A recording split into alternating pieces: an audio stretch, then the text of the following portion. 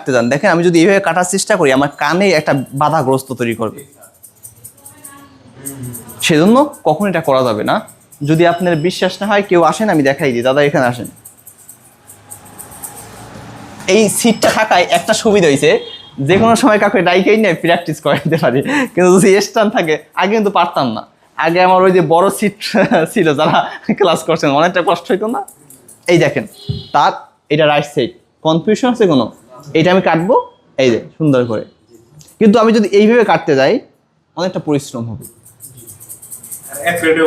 Accurate হবে না।